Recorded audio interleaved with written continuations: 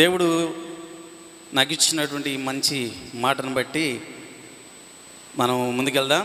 ఒకసారి ఆ వాక్య భాగాన్ని చూద్దాం. యోహాను సువార్త 19వ అధ్యాయము 28వ వచ్చిన భాగాన్ని మనం చూద్దాం. అటు తరువాత సమస్తమును అప్పటికి సమాప్తమైనదని యేసు ఎరిగి లేఖనము నెరవేరునట్లు నేను దప్పిగొనుచున్నానెను. చిన్న ప్రార్థన. ప్రేమ కలిగిన తండ్రి, దయగలిగిన రాజా, నీ కృపలో నన్ను ఆశీర్వదించి నాకు ఇచ్చినటువంటి ఇంత మంచి మాటను బట్టి నీకే మహిమ కలిగాక. అయ్యా తండ్రి, ఎన్నికలే నన్ను ఎన్నుకున్నారు. నీ కృపలో నన్ను ప్రభువా బలపరచండి. నీ పిల్లలకు అర్థం రీతిలో కొద్ది నిమిషాలు ఆధ్యాత్మిక నాన్ను, మమ్మల్ని, మా అందరినీ కూడా బలపరచమని యేసయ్య పరిశుద్ధ నామములో అడిగి వేడుకొనిచున్నాం మా తండ్రి, ఆమేన్. ప్రియులను గమనించండి, ఈ మాట ప్రభువారు ఎక్కడ పలుకుతున్నారు? సిలువలో. అప్పటికి సమాప్తమైంది అని వ్రాయబడింది. ఏమిటవి?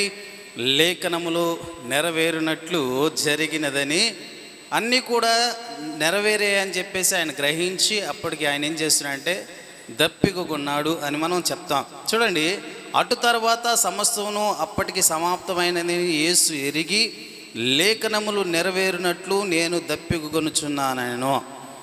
ప్రియులను గమనించండి, ఏమిటి అంత సమాప్తమైపోయింది?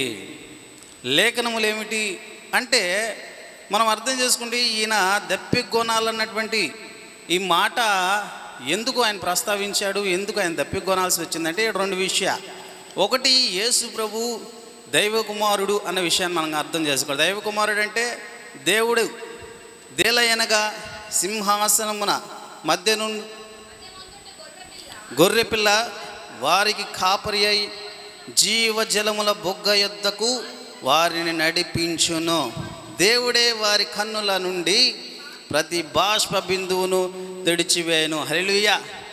పగలు ఎండ దెబ్బైనను ఇలాంటివేవి మనకు తగలకుండా, ఎలాంటి ఎండ దెబ్బ తగలదంట, అక్కడ సూర్యుని దెబ్బ తగలదంట, వడగాలి దెబ్బ తగలదంట, ఇవేమీ తగలకుండా సింహాసనం మీద ఆయన గొర్రె పిల్లగా ఆయన ఆసీనుడైనప్పుడు ఆయన కాపురై జీవజలముల బొగ్గ యొద్ద మనల్ని ఏం చేస్తాడు? నడిపిస్తాడు. శాంతికరమైన జలముల యొద్ద నడిపిస్తాడు. అలాంటి దేవుడు ఏ రోజు ఏం చేస్తున్నాడు? దేవుడు వారి కన్నుల నుండి ప్రతి బాష్ప బిందువును తుడిచిపోయాడు. నరకంలో ఏడుస్తూ పండ్లు కొరకటం అప్పుడు కాదు, ఇక్కడున్నప్పుడే మన కన్నీళ్ళు తుడవటానికి ఆయన దాహం పొందుతున్నాడు. కనుక మనం అందరం కూడా ఎక్కడ ఉండాలి? నిత్యరాజ్యంలో ఉండాలని ఆయన దాహం పొందుతున్నాడు. మరి మనం ఏం చేస్తున్నాడు చెప్పండి? ఆయన దాహం పొందుతున్నారు మన కోసం. 3 విషయాలు చెప్పాను. ఒకటి, దేవుడు చెప్పండి లేఖనముల కొరకు దప్పికొన్నాడు. రెండవది, పాపము కొరకు దప్పికొన్నాడు. రెండవది, నిత్య నరకాగ్నికి వెళ్లకుండా దప్పికొన్నాడు. ఇక మరి నువ్వు నేనేం చేస్తున్నాను చెప్పండి? ఏం చేస్తున్నా? మనలో ఉన్నటువంటి శరీరాశ కొరకు దప్పికొంటున్నా, నేత్రాశ కొరకు దప్పికొంటున్నా, జీవబుడంబం కొరకు దప్పికొంటున్నా. కాదంటారా? శరీరాశ శరీర కోరికల కోసం, నేత్రాశ చూసిందల్లా కావాలనుకోవటం, దాన్ని అనుభవించాలనుకోవటం. అంతేకాదు. కానీ జీవబుడంబం ఇది ఒకటి ఉంది. ఇది అందరూ చేసేది కాదు, చాలా అరుదు, చాలా గొప్పవారు మాత్రం చేస్తారు. ఏమిటి చెప్పండి? జీవబుడంబం అంటే ఏమిటి? దీనికి మరొక పర్యాయ పదం ఏమిటంటే గర్వం. చెప్పాలి, గర్వం. జీవోడంబం అంటే ఏమిటి? గర్వం. ఇది ఆదిలోనే ఓ వ్యక్తి గర్వించి తీరనటువంటి కోరికతో ఇప్పటికి కూడా గర్విస్తూనే ఉన్నాడు. ఇలాంటి గర్వం వాడికి రావడమే కాదు, ప్రపంచంలో అందరికీ కూడా తీసుకొచ్చాడు.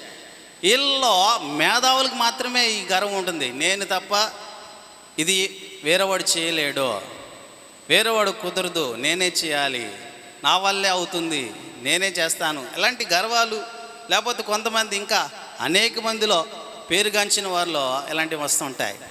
వారి గర్వం ఏం చేస్తుందంటే వారిని నాశనానికి నడిపిస్తుంది. అందుకే సామెతల్లో చెప్తా.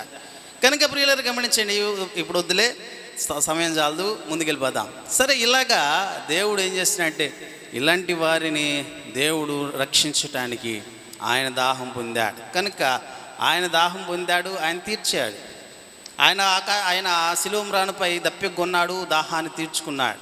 మరి నువ్వేనని ఏం చేస్తున్నావు చెప్పండి? ఆయన దాహాన్ని తీర్చుతున్నావా? వాళ్ళు ఏం చేశారు? చేదు చిరుకునిచ్చారు. ఇప్పుడు చెప్పండి, ఒక్కసారే బండను కొట్టాలి. మోషేకి చెప్పాడు, ఒక్కసారే బండ కొట్టు, నీ కర్ర తీసుకొని బండను కొట్టు, నీళ్ళు వస్తాయి. ఆయన ఏం చేశాడు? మరొకసారి కూడా కొట్టాడు. ఒకసారి, రెండోసారి కొడితే పాలస్తీనాలకి దేవుడు అవకాశం ఇవ్వలా. ఇంకెక్కడితో చాలనైనా, నువ్వు నా మాట పక్కన పెట్టావు, ఇంక చాలు. అలాగే నిన్ను నన్ను నిత్య జీవంలోకి పాలు లేకుండా చేస్తాడు. దేవుడు మాట వినకపోతే. దేవుడు చెప్పింది చేయాలి. దేవుడు చెప్పింది చేయకపోయినా పాపమే, చేయొద్దన్న పని చేసినా పాపమే. కనుక మనం ఏం చేస్తున్నాం? మన ఇష్టానుసారంగా మనం బ్రతుకుతున్నాం. దేవుడు చెప్పింది ఏమాత్రం చేయట్లా. మానవుడు చేస్తుంది ఇదే. దేవుడు చెప్పింది ఏది చేయడు, వద్దు అన్నదే చేస్తాడు. అందుకే ఆయనకి మనకి ఇంత దూరం. మరొక విషయం ఏమిటంటే, చేదు చిరకును ఆనాడిచ్చారు, నేటికి చేదు చిరకును ఇస్తూనే ఉన్నారు. ఒకసారి ఇస్తే సరే తప్పు, పదే పదే పదే పదే ఇస్తే ఎలా చెప్పండి? ఆయన ఒప్పుకుంటాడా? నిత్యరాజ్యంలో మనకి పాలు లేకుండా చేస్తాడు. ఈ విషయాన్ని గుర్తుపెట్టుకోవాలి. కనుక దేవుడు తన కృపలో మనల్ని ప్రేమించి, మనల్ని ఆశీర్వదించి, మన కొరకు ఏర్పాటు చేసినటువంటిది ఏమిటో తెలుసా?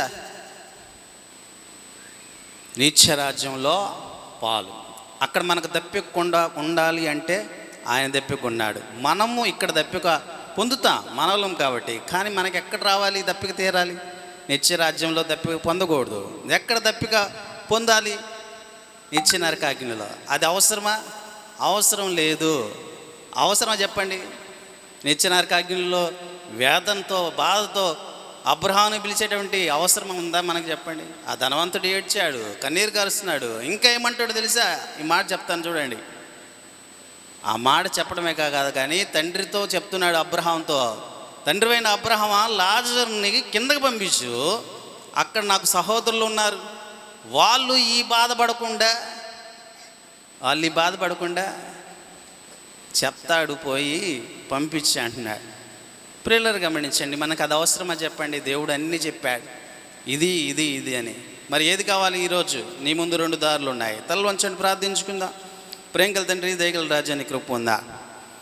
నాతో మాతో మా అంతటితో కూడా మాట్లాడారు. నీ అమూల్యమైన మాటల చేత బలపరిచారు. దప్పికొన్నారు అయ్యా, దప్పికొన్నారు. లేఖనంలో నిమిత్తం దప్పికొన్నారు అయ్యా, దప్పికొన్నారు. మా పాపాల నిమిత్తం దప్పికొన్నారు. మీరు దప్పికొన్నారు ప్రభువా, మమ్మల్ందరినీ నిత్య జీవంలోకి నడిపించడానికి, నిత్య నరకాగ్ని నుంచి తప్పించడానికి. ఒకవేళ నిత్య నరకాగ్నిలో కనుక మేము పడితే అక్కడ ప్రభువా పండ్లు కొరుకుతూ ఏడుపును ఉంటుంది. దాహం దాహం అని విలవిల్లాడిపోవాలి. అక్కడ దాహం అని అడగక ముందే మీరు ఇక్కడ దాహం అంటున్నారు. ఎందుకని? మమ్మల్ని అందరిని పరలోక రాజ్యంలోకి చేర్చాలని. నీకే మహిమ కలుగును గాక. నాతో మాట్లాడారు. తదుపరి మాట ద్వారా మమ్మల్ని బలపరచమని యేసయ్య నామమున అడుగుచున్నాను తండ్రి. ఆమేన్.